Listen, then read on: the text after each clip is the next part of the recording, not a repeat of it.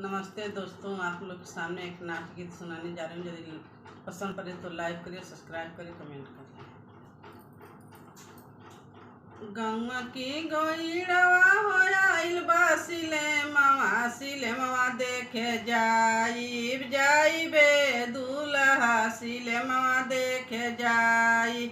जब तुई गोरिया सिले मवा देखे जाइबू सिले मवा देखे जाइबू पायनवा खींच के मारबे गोरिया पायनवा खींच के मारबे गोरिया पायनवा खींच के मार।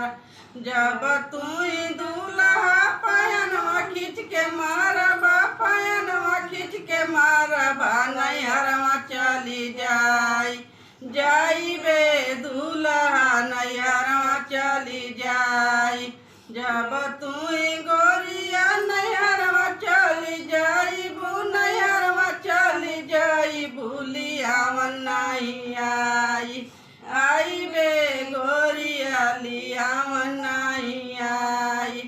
जब तुई दूल्हा लियावन नहीं आइबा लियावन नहीं आइबा भैया के संगवा आइबे दूल्हा भैया के संगवा आई।